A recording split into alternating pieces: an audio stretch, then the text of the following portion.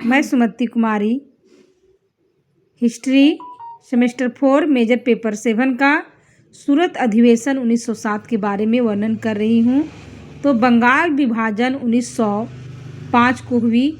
बंगाल विभाजन के परिणाम स्वरूप कांग्रेस में नरम दल और गरम दल के बीच आपस में तीव्र गति से विरोध होना शुरू हो गया।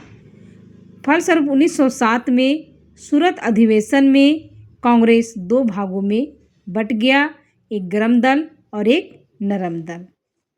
देखते हैं कि 1905 में कांग्रेस का जब अधिवेशन बनारस में हुआ और उसका अध्यक्षता गोपाल कृष्ण गोखले ने किए थे, क्योंकि कांग्रेस का अधिवेशन प्रत्येक वर्ष होती थी और 1905 में कांग्रेस का अधिवेशन कहाँ पर हो रहा है? बनारस में हो रहा है और उसका अध्यक्षता गोपाल कृष्ण गोखले ने किए। और इस अधिवेशन में बंग भंग अर्थात बंगाल विभाजन का आलोचना किया गया और स्वदेशी तथा बहिष्कार आंदोलन का समर्थन किया गया। स्वदेशी मतलब अपने देश की बनी हुई वस्तु का प्रयोग करना और बहिष्कार का मतलब विदेशी वस्तु को बहिष्कार करना।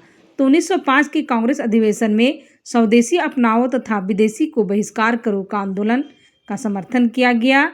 इस अधिवेशन में प्रथम मतभेद प्रिंस ऑफ वेल्स के स्वागत के प्रस्ताव पर हुआ। यानी 1905 में जो अधिवेशन हो रहा है उस अधिवेशन में था कि उस समय प्रिंस ऑफ वेल्स भारत आने वाले थे जो ब्रिटिश के थे और उनका स्वागत जो नरम दल वाले थे स्वागत करना चाहते थे, जबकि राष्ट्रवादियों अर्थात गरम दल वाले लोग इसका विरोध करना चाहते थे। फिर भी प्रस्ताव पारित कर दिया गया कि प्रिंस ऑफ वेल्स भारत आएंगे तो उनको स्वागत किया जाएगा। 1905 में लाला लाजपत राय ने अपने भाषण में सत्याग्रह को अपनाने का सुझाव दिया और जब इस अधिवेशन में जब लाला लाजपत राय भाषण दिए तो इस भाषण में कहें कि सत्याग्रह को अपनाना पड़ेगा, इसका सुझाव दिए। कांग्रेस के मंच में ऐसा सुझाव पहली बार दिया गया, क्योंकि इसके पहले सत्याग्रह का बात कोई नहीं बोले थे और ये लाला लाजपत राय पहला व्यक्ति है जिन्होंने सत्याग्रह अपनाने का बात कही। दोनों के बीच दरार 1906 के कांग्रेस अधिवेशन में और बढ़ गई, क्योंकि 1905 में हम लोग देख रहे हैं कि 1905 के अधिवेशन में गोपाल कृष्ण गोखले अध्यक्षता कर रहे हैं। इसमें तो स्वदेशी अपनाने और विदेशी बहिष्कार का आंदोलन का समर्थन किया गया और बंगाल विभाजन का आलोचना किया गया। लेकिन प्रिंस ऑफ वेल्स जो भारत आने वाले थे, ब्रिटिश जो आने वाले थे, उनका स्वागत का विरोध किया गया। यानी जो गरम दल वाले थे यानी राष्ट्रवादी थे वे प्रिंस ऑफ वेल्स का विरोध किए कि नहीं स्वागत करेंगे, लेकिन वही नरम दल वाले लोग इनका स्वागत करने का बात कहें और प्रस्ताव को पारित भी कर दिया गया। आगे जब 1906 में जब कांग्रेस का अधिवेशन हो रहा है तो इस समय दोनों के बीच और दरारें बढ़ गई। दोनों का मतलब नरम दल और राष्ट्रवादी अर्थात गरम दल के बीच, दोनों के बीच और दरारें बढ़ गई और तिलक यानी बाल गंगाधर तिलक का सुझाव था कि लाला लाजपत राय को कांग्रेस का अध्यक्ष बनाया जाए। यानी अर्थात 1906 ईस्वी का जो कांग्रेस अधिवेशन होगा उसका अध्यक्ष लाला लाजपत राय को बनाया जाए, परंतु राष्ट्रवादियों को कांग्रेस के अध्यक्ष पद से दूर रखने के लिए नरम पंथियों ने वयोवृद्ध नेता दादा भाई नौरोजी को अध्यक्ष बनाया। मतलब यहाँ देखने को मिल रहा है कि नरमवादी लोग नरमपंथी लोग ये नहीं चाह रहे थे कि राष्ट्रवादी अर्थात गरम दल के व्यक्ति लोग अध्यक्ष पद रहे, यानी गरम दल के व्यक्ति लोग अध्यक्ष पद से दूर रहे और नरमपंथी जो वयोवृद्ध हो चुके थे नेता दादा भाई नौरोजी को अध्यक्ष बनाने का बात कहा गया। राष्ट्रवादियों ने इसका विरोध करना अनुचित समझा, यानी राष्ट्रवादी अर्थात गरम दल अच्छा नहीं लगा उन लोग को कि दादा भाई नौरोजी अध्यक्ष बन रहे हैं और उसका हम विरोध करें। तो कलकत्ता के इस अधिवेशन में दादा भाई नौरोजी ने घोषणा की कि भारतीय राष्ट्रीय आंदोलन का लक्ष्य स्वराज प्राप्त करना है। यानी 1906 के कांग्रेस अधिवेशन का अध्यक्षता दादा भाई नौरोजी कर रहे हैं और दादा भाई नौरोजी ने कहा कि आंदोलन का लक्ष्य है स्वराज को प्राप्त करना। कलकत्ता अधिवेशन में राष्ट्रवादी चाहते थे कि बहिष्कार आंदोलन सारे भारत में चलाया जाए, परंतु नरमपंथी से कांग्रेस तक ही सीमित रखना चाहते थे। यानी इसमें था कि ठीक है स्वदेशी का बात है तो राष्ट्रवादी जो ग्रामपंथी थे वे चाहते थे कि स्वदेशी आंदोलन है और बहिष्कार आंदोलन पूरे भारत में चलाया जाए, परंतु जो नरमपंथी थे उनका कहना था कि जो बहिष्कार आंदोलन है पूरे भारत में ना हो करके सिर्फ कांग्रेस के अंदर हो।